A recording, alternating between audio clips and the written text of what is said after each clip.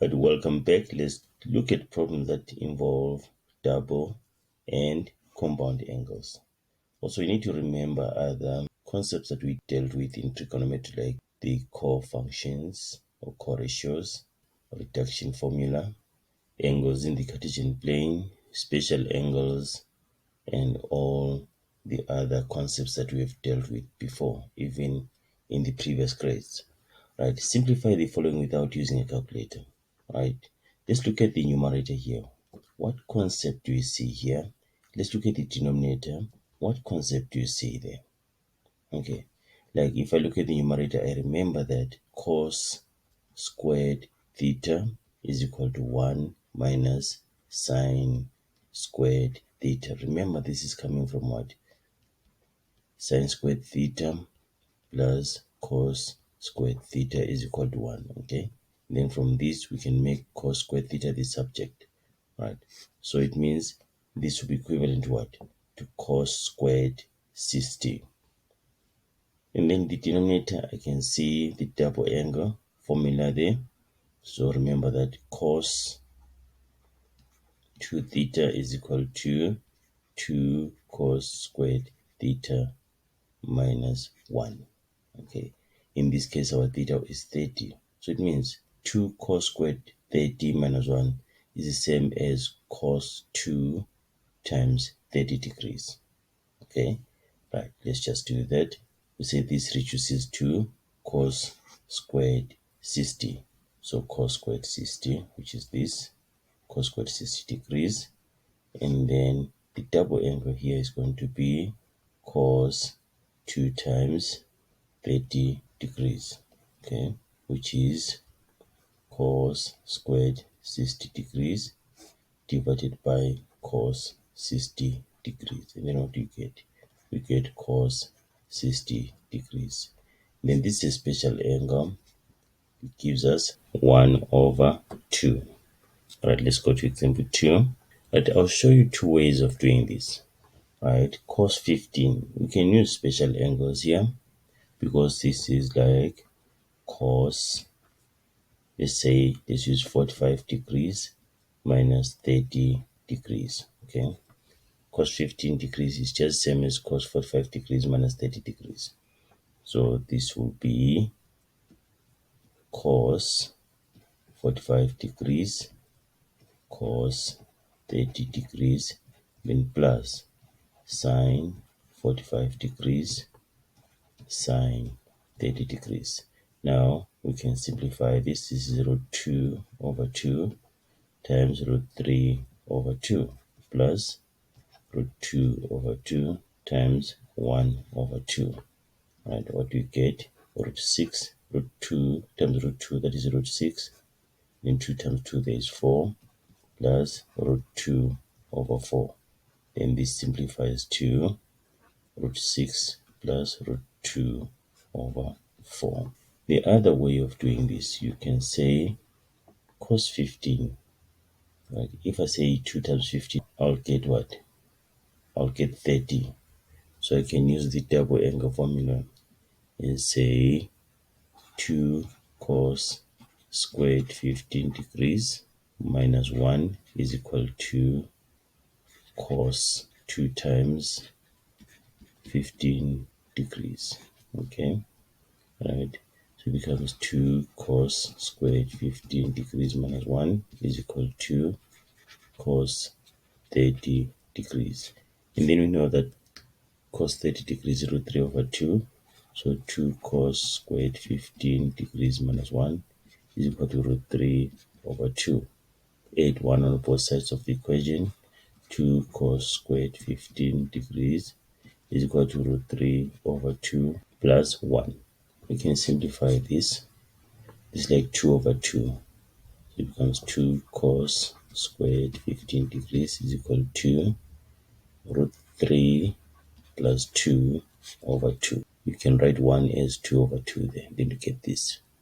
Then you can divide by 2 on both sides of the equation. Remember, cos squared 15 degrees is equal to, remember, dividing by 2 is just the same as multiplying by 1 over 2. So you get root 3 plus 2 over 4. That is after dividing by 2. And then now we can square root both sides. And then get that cos 15 degrees is equal to the square root of root 3 plus 2 over 4. You can check using a calculator. This value and this value will give you the same thing, will give you the same answer as a decimal. Example 3. Okay, we're going to have 5 questions based on this one. If sin 63 is equal to m, express each of the following in terms of m. The first one is this, okay? So sin 63 is equal to m. We have to come up with our diagram there that will assist us to answer these questions. So this is like sin 63 degrees is equal to m over 1, isn't it? Then we can draw a diagram. This is our diagram. This is our ray. That is acute is in quadrant 1. Right, we have our angle 63 degrees there, right, which is m over 1. This is like y over r. This is y over r, so it means this is our m, this is our 1. We don't have x, so y is m, right? Then how do we find x? Remember, r squared is equal to x squared plus y squared. That's the Pythagoras theorem. Then x squared is equal to r squared, which is 1 squared. 1 squared is 1, so it's going to be 1 minus our y is m squared. Then x is equal to the square root of 1 minus m squared. So it means our x is square root of 1 minus m squared. Okay, right, from this you can have our sin 63, cos 63, tan 63. Let's just write them down.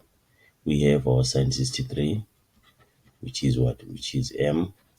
Then cos 63 degrees is going to be square root of 1 minus m squared over 1, which is just the square root of 1 minus m squared. Okay, then tan 63, maybe we'll need it, is going to be our y over x, so it's going to be m over square root of 1 minus m squared. Okay, right, so with these three we can answer our questions. Let's start with sin 243.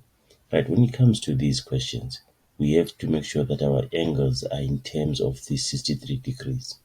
So think of reduction formula, the co-ratios, special angles. Think about all those. Sin 243. 243 is in the third quadrant.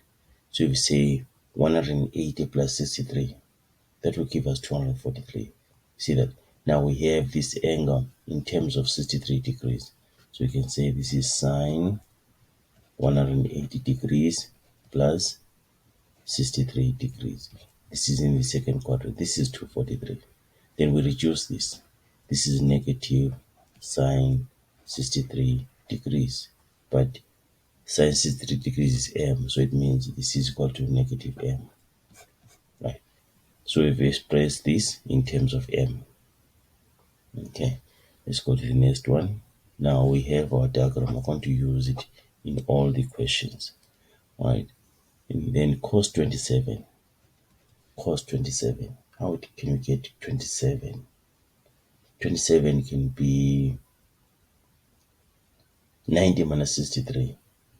90 minus 63. That's the core function there. So cos 90 degrees minus 63 degrees. You see that 90 minus 63, that's 27. So we have this angle now in terms of 63. Right? Cos 90 minus theta is equivalent to sine theta. Okay, so it means cos 90 minus 63 is sine 63 degrees. Then sine 63 degrees is m. Okay, we have it here. Sine 63 degrees is m. So this is equal to m. Right, let's do the next one. Cos 126. 126 and 63. What do you think? If you say 63 times 2, we'll get 126, isn't it? 63 times 2 will get 126, meaning that this is equivalent to cos 2 times 63. So now we have our angle 126 in terms of 63. And then using our double angle formula, this is like 1 minus 2 sine squared 63. Right, I'll show you all the three options. Right, so this one is going to be 1 minus 2, then sine squared 63 is going to be m squared. So 1 minus 2m squared. Right, what if you used 2 cos squared 63 minus 1? Right, cos squared 63, our cos 63 is this, so it's going to be 2, and then square root of 1 minus m squared squared, and then minus 1. Okay, and then the square and the square root, they cancel each other out. From 2, 1 minus m squared minus 1. Remove the bracket, 2 minus 2m squared minus 1. Then 2 minus 1 is 1. We remain with 1 minus 2m squared. Okay, getting the same answer. You could have used also cos squared 63 minus sine squared 63. You can use that. So it becomes square root of 1 minus m squared squared minus m squared. Right, then we remain with 1 minus m squared minus m squared. Right, even if you remove brackets here, you get 1 minus 2m squared. Okay, so we're getting the same answer. Cos 93, 63 and 93. What can we have here? We can bring the special angle 30. 30 plus 63 will give us 93. Okay, right, so this is like cos 30 degrees plus 63 degrees. Right, this is cos 93 degrees. Then we use our special angles. This is equal to cos 30 degrees cos 63 degrees, then minus sine 30 degrees and sine 63 degrees. Right, cos 30 degrees is root 3 over 2. Then this is square root of 1 minus m squared minus 1 over 2. Then sine 63, that is m. Okay, all right. We can simplify this. So this is like over 1, and then root 3. Remember, root a times root b is equal to root ab. So we can multiply this 3 and the 1 minus m squared. So what do we get? 3 minus 3m squared over 2 minus m over 2. Now we have same denominators. We can say this is equal to square root of 3 minus 3m squared minus m, all this over 2. Okay, right, now what about sine 3? Sine 3, again we can use special angle here. 63 minus 60. 63 minus 60 will give us 3. Okay, so we can bring the special angle here. So this is going to be sine 63 degrees minus 60, which is sine 3. This is sine 63 degrees, then cos 60 minus cos 63 degrees, and then sine 60 degrees. Right, so we have 1 over 2 from cos 60, then m, right, minus sine 60, that is root 3 over 2, and then cos 63 is square root of 1 minus m squared. Right, so we have m over 2 minus, we said we can multiply this and this because this is like over 1, then get square root of 3 minus 3m squared over 2, then becomes m minus square root of 3 minus 3m squared, all this over 2. Alright, let's do this one. Sine 31,5. How is 31,5 related to 63? We have to write this angle in terms of 63. Okay, 31,5 times 2 will give us 63. So we can use double angle formula here and say 1 minus 2 sine squared 31,5. Okay, this must be equal to cos 2 times 31,5 degrees. Okay, remember cos 2a is equal to 1 minus 2 sine squared a. So we can easily make sine 31,5 our subject here. Alright, so it becomes 1 minus 2 sine squared 31,5 degrees is equal to cos 63. And then cos 63 is square root of 1 minus m squared. So 1 minus 2 sine squared 31,5 degrees is equal to the square root of 1 minus m squared. Right?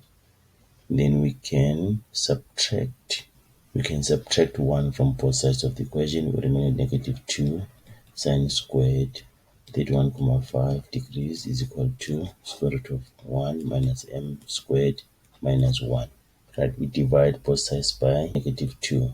We have sine squared 31,5 degrees is equal to negative square root of 1 minus m squared over 2, and then plus 1 over 2. We have divided both sides by negative 2, right?